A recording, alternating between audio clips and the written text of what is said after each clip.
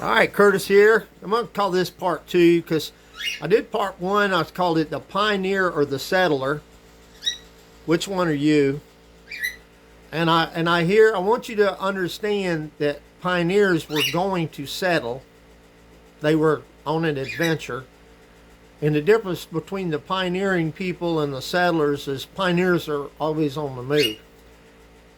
I personally would be considered, if you have never heard of this, multi-temperament or multi-skilled personality types, temperaments. I'm wanting to do this kind of for some of my friends that I believe you're a lot like me, and you are crafters and skilled people, and you wondered how you became what you did. Now, think of a person going on a wagon train and pioneering. If you was going on that adventure alone, you'd have to know how to change your wagon. You'd have to know how to take care of your animals. You would have to have a combination of talents and skills. It's called multi-talented, multi-skilled person. I actually believe most of us are more multi-talented, multi-skilled than what we think. We tend to get our identity from whatever job we're at. Oh, I'm an industrial maintenance technician. Do you know what it's required to be a multi-skilled technician? Electrical, mechanical, blah, blah, blah. Even the person that's, we call it, let's say it's a wife or a husband that's a homemaker, there's multi-skills there. Cooking, sewing, cleaning, keeping everything in order. Don't think that that's not a great position to be in. You're multi-talented, multi-skilled. I have a friend that I learned to do leather work through, and I just wanted him to hear that you are a master craftsman. But you're dealing with some things right now in your life because you, like me, we're pioneering. We like to do multiple things. I mean, police officer, firefighter, electrician. You can do anything you want, and you love your trade of leather, and you're a master at it. You stuck with leather. Me, I've done soap. I've done leather. I've done women's earrings. See, I'm an adventurer, and I like to do multiple things, and I've learned multiple skills, but I move on to the next and move on to the next. But now my friend, who is a master leather craftsman, I mean, talk about beautiful work. He has been on this adventure called life. He lost his wife. Folks, when you're pioneering or you're settling, you lose your spouse, all sorts of things start going through your head. And then the town you live in, the community, whether it's Mississippi, Oklahoma, Arkansas, Florida, anywhere, any part of the country, any part of the world, and you're doing your trade and you're doing other things and you're multi-talented, you start questioning yourself. Is this what I was meant to do? I'm very, very good at leather work. I'm very good at appliance repair. I'm very good at quilt making. I'm very good at being a home care person. But we get to questioning, is this all that life has to offer? And we start doubting whether or not what we're doing. And then, like with my friend, that nobody wants to pay me for this craft. And I spend a lot of my time doing this, and I'm just going to give up on it. Friend, set it aside for a time. Because there's always the critic in the settlements. There's always critics wherever you settle. There's critics for the pioneer on the trail. Why are you going that direction? I'm going here. You're going west, and I'm going up to Montana. I'm going to Wyoming. Why do you want to go to California? Why are you going to settle on the border of Mexico? Why did you settle in Florida? Why are you going there? Didn't you hear? It's your power, your own choice. But the biggest thing we have to deal with as we are journeying through this life, and we are all on a journey. You may be settling in one area, but you must deal with the critics. You must deal with those voices that say you're not good enough, or you're charging too much, or you're charging too little, or you're not doing anything. The critics are flesh and blood. They're also spirits designed to keep you off of the path that God designed you to live in. And it's hard to tune them out. Know your worth. Know your value. And don't take, like my dad used to say, don't take wooden nickels. Don't let others discount your value. It is so important to know your value. Again, I was hearing this on the Jim Rohn message. I hear it in the John Maxwell message. It is a valuable principle to stop, take inventory, and know how valuable you are. Now, sometimes we're our own worst critic. It's something that we do. We criticize who we are. We say we're not enough. We didn't do enough. And we feel like a failure. That is designed. There's a reason. It's a spiritual force designed to make you feel like crap. I'll use another word, but I just want you to understand it is this time of year you need to know how valuable you really are. And if you feel like you're not doing all that you can, then that is an option to quit staying where you're at and grow. It's kind of complex, complicated, but the critics and these other people don't matter. It's how you value yourself. If you want to increase your pay, then you have to grow yourself. If whatever you're getting is what you're getting as a result of your growth level.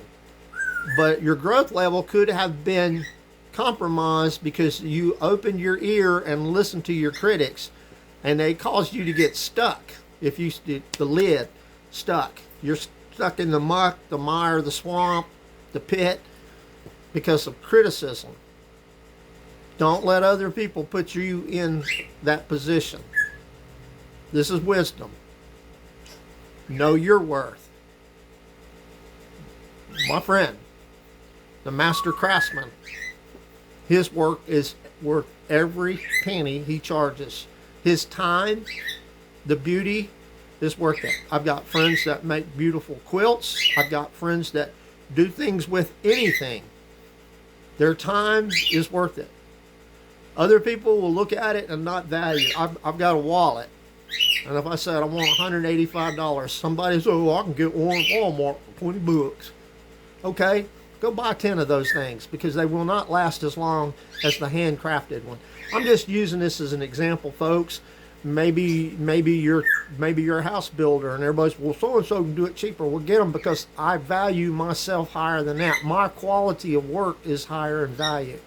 And for those of you that are kind of just in an area of life where you don't really seem to be doing much of nothing, the enemy's trying to devalue you. You're kind of depressed, but you're valuable. The enemy wants to keep you in the depression. The depression is a pit. Depressed. A low spot. Don't stay there. Value yourself. Know your value. I hope that helps. It's an application of principles. It's food for thought. Think about who you are, where you're at, and where you want to go. Don't let your critics criticize you. They're in the settlements, the towns, the family around you. They're on the trail as you're pioneering and on your adventure.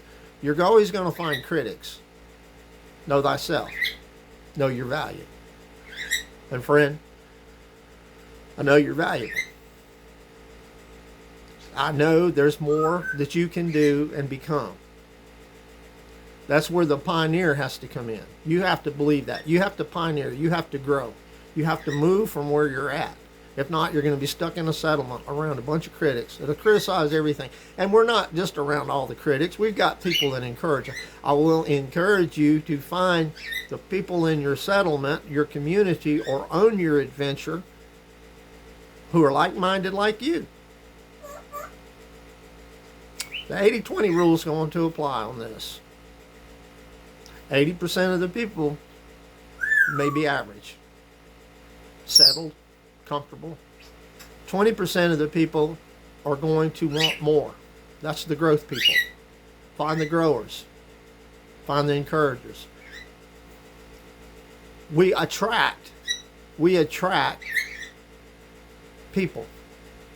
If your own personal attitude right now is muck and mire and down and out, you're going to attract more of the down and outers. But there's a 20% in any community that are growth orientated. You got to change yourself first. So if you know you're in muck and mire and depression, alone, grieving, you've got to change yourself. You got to change your attitude. You can do it. But if you don't, if you're in the muck and mire, your voice and your heart and your talk is going to attract more muck and mire people. If you're critical of your own work, the attitude tends to it's kind of like, you know your work's good, but you kind of criticize your own perfectionist, and that is going to attract some negativity. Now, even if you're 100% positive about it, the law of opposition says that when somebody sees you do well, there's a law of attraction that'll attract the negative critic, because you stick your head up and the critics want to come knock you down. Just the law, principle of life. Accept it, but ignore them.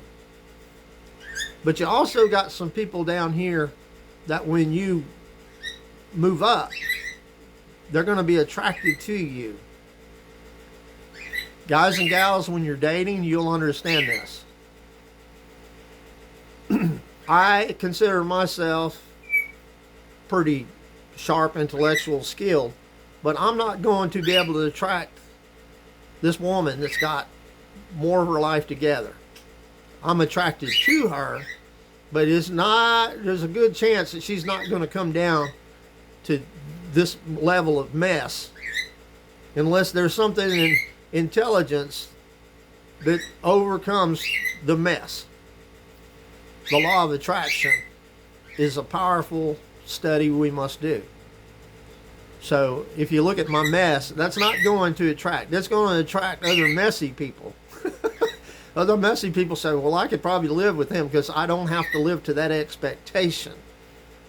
But I'm not going to attract this woman that's got a business mind, got a clean house, and been taking care of everything.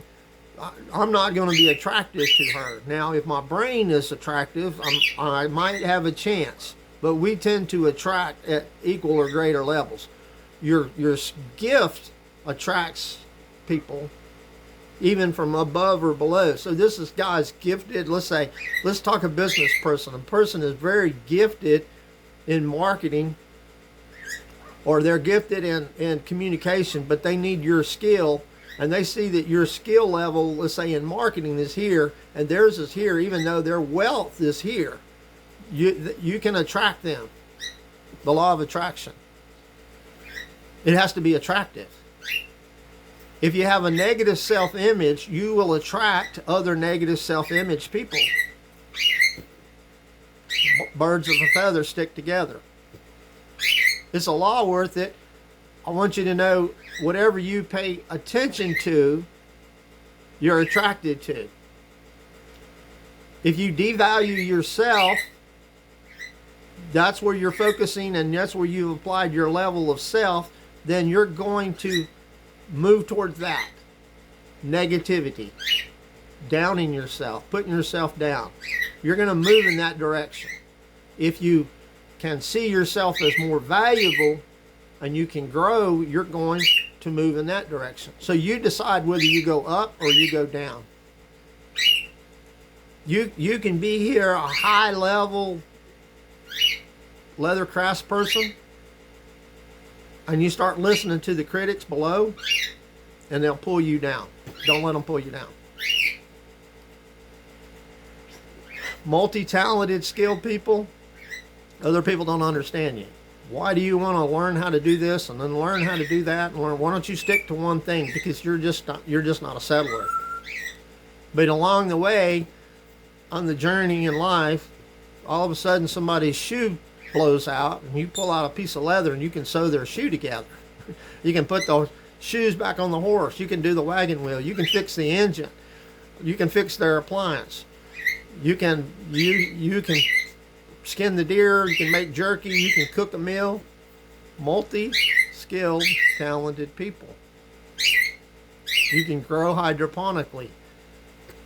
Some people settle for a couple little trades, and some of us are never settled, and we're always growing and learning something. And then when we have a conversation with you, oh my God, squirrels, brain. You have ADHD. No, I don't. I'm multi-skilled, multi-talented. You're you. Some people settle for just learning a few things. That's okay. That's you. It's okay for you to be you, but let other people be me. Let me be me. We will work in a community. Some people are looking for problems. Other people don't want to see the problem. I don't want to know what the problem is. I don't know how to fix it. Don't worry. There's somebody in your community that knows. Communicate with them. Y'all have fun. I hope that encouraged you. You be you. Critics are in any community. Critics are on the trail, in the mountains, wherever you go. Don't listen to your critics and don't be your own worst critic. Know your worth and that you're worthy. Know your value. Have a happy 2024.